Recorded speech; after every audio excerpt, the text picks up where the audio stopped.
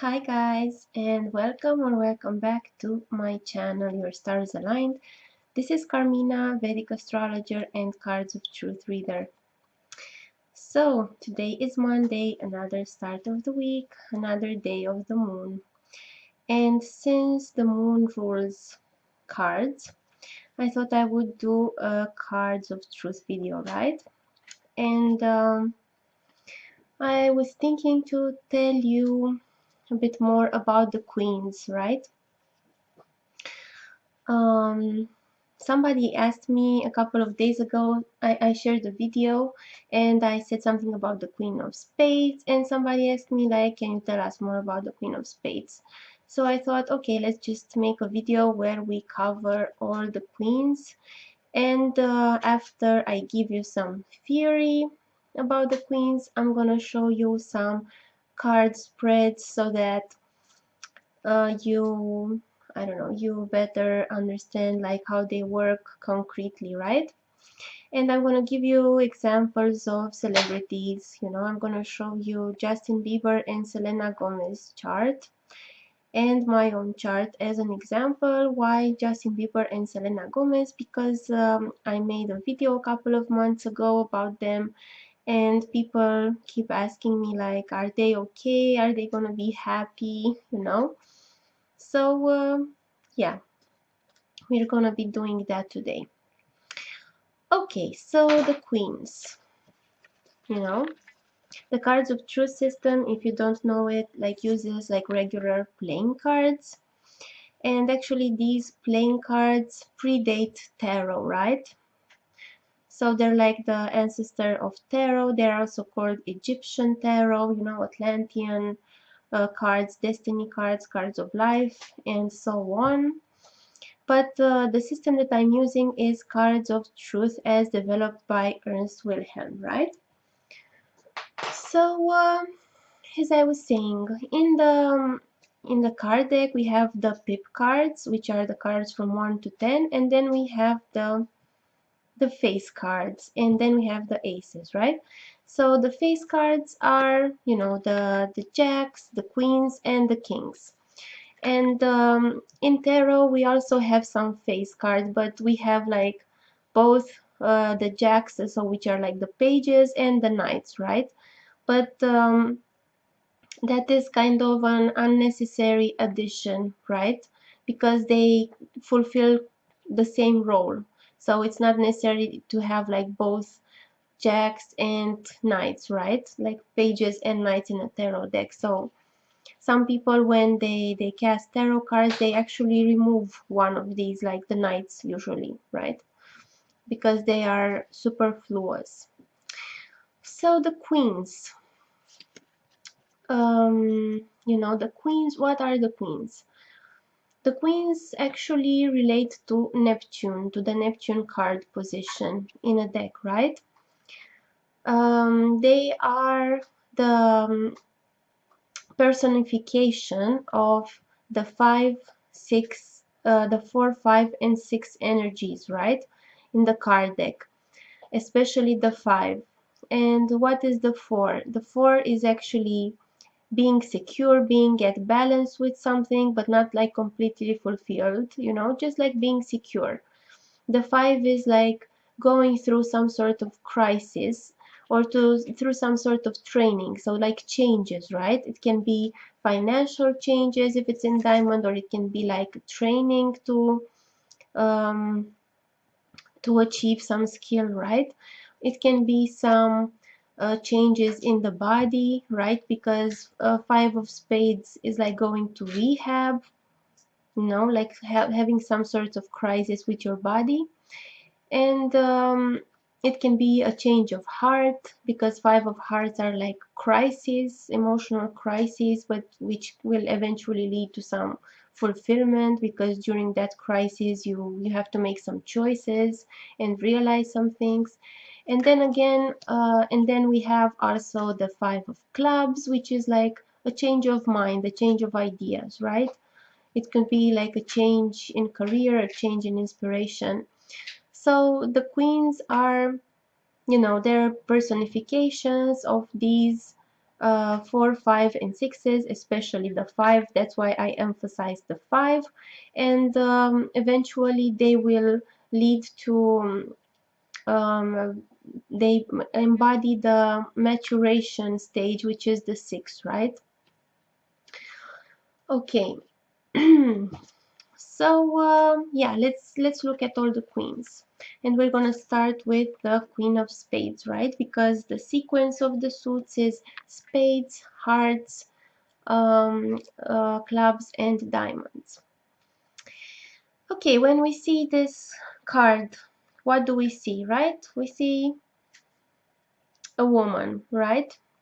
So, you know, often when we get this in a card spread, or when we get it in the Cards of True software, in a day spread, a year spread, it can be an actual woman, right? And it's gonna be, you know, a more of a cruel woman, right? A woman who's like not necessarily cruel as it's gonna beat up people, unless like it has some affliction, some Pluto on it, or who knows what. But yeah, it's a tough woman. Maybe it's better said, a tough woman who is like on the path of self-reliance. It's a woman who, you know, she's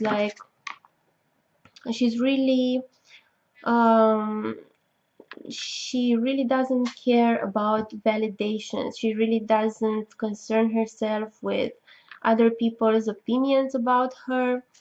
Um, and when you get this card in a like on your year path, for instance, as an ecliptic card in a year spread, it's like, okay, like you won't really concern yourself with other people. Think you'll just become who you really are, right? Because the Queen of Spades leads to the complete maturation, you know, at the Six of Spades. So it's like a steady force which really is very focused, who really doesn't allow things to distract her or him if it's a guy. So yeah, so that's it, becomes who they really are, right? You know, all the queens are really the hardest working of the face cards, right? The jacks are the cards that come and start something, they initiate something, and then the queens have to do like the hard work, you know. So the queens are good managers, they're really the hardest workers, right? So I think I said before in a compatibility example, if you get, you know, on a manual cast spread or like in a year spread that you're gonna have a queen as a an afflicted queen as a partner, you know, it's gonna be good, right? Because queens are very hard workers. And then compared to the kings, you know, queens are more hardworking than the kings, because the queens are like the ministers, and the kings only show up when like it's really like the last resort, right? So then, you know, like even during the war, like the king really comes at the last moment if it's like really necessary, otherwise he doesn't come out of the castle. So yeah, the queens are the ones that do the hard work internally, which is like spades. This is like a more, because you know, like the spade suit is a more internalized, you know, self growth oriented suit, or like the outside work of, you know, like the Queen of Diamonds. Okay, so next one is the Queen of Clubs. The Queen of Clubs is a very interesting card in itself, because it's the only card that in all the quadrations, right? So when you cast manually, if you want to quadrate over and over again, this card never, in all 90 quadrations, she never shows up in the same place ever. So I think that's really interesting, right? She always switches place. So yeah, Ernst says in his card classes, it's like Vishnu in motion, right? This Queen of Clubs. And what is the Queen of Clubs actually? So if we remember that she is the embodiment of 4, 5, and 6 of clubs, and especially the 5 of clubs, you know, she helps us like center our inspiration, right? Because clubs are all about inspiration and ideas. And the Queen of Clubs helps us not get burnt out, right? So like it helps us make the best decisions with our inspiration, right? So to figure out what's right. And it's not like figuring out like logically, it's like an instinctive ability to figure out what's right. Right. So yeah, you know, people who have like this Queen of Clubs, you know, in a good place, like with good planets in it, they're like really good business managers, right? They're really good managers of their inspiration and their ideas because they have a knack for figuring out what's right. Okay, then we move on to the next queen, the Queen of Hearts. I think I actually switched because I should have put hearts before clubs, but it's okay. I think you will forgive me. Okay, so when you see this Queen of Hearts in a card spread, you know, like when you cast manually a card spread, or when you see it in your birth spread or year spread, first of all, you'll see like this person, right? You'll see a mothering figure. You'll see somebody who's very protective, right? That is like, as I was saying with the other queens, this is the force that connects the 4, 5, and 6 of hearts, right? The 4 of hearts is being at a point of balance emotionally. The 5 of hearts is like undergoing a change of hearts, an emotional crisis, right? But that crisis, you know, the number 5, that, you know, it relates to Jupiter numerologically. It's like averting something. So it's like a process where you make some decisions internally, right? So yeah, it's all in order to get to the maturation stage of the 6. And in the case of hearts, is like being as fulfilled emotionally as possible in this world, right? So the Queen of Hearts is this nurturing figure. She wants everyone to gain, right? She she is, you know, somebody who in a card. I mean, this in a card spread can also show the birth of a child, right? Especially for women, but for men as well. And yeah, I think that's about it. I mean, it's a very loving card, so you're lucky if you get that in a compatibility spread. Okay, and last but not least, this is the very competent and capable Queen of Diamonds, right? And the Queen of Diamonds is somebody who is a very good financial manager, a very good manager of their resources, a very powerful person, right? um, a person who can exert her authority. Probably she's the most energetic of all the queens. I think Ernst says that the Queen of Diamonds is the most energetic of one of them all.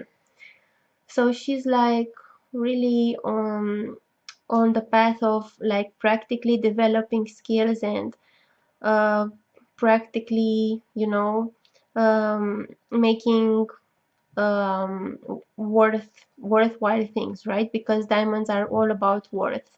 You know, it can be like monetary worth, or it can be like, you know, like improving a skill, like being a really good manager of that skill. And I'm gonna talk to you a bit about the reverse card. You can see it reverse here, but when queens show up reverse in a card spread, or when they have like some I don't know, Saturn, Rahu, and Pluto, let's say, in it. You know, this can be a person who uses their authority, their power to like manipulate people, to control people. So, you know, that's like the other side of the coin.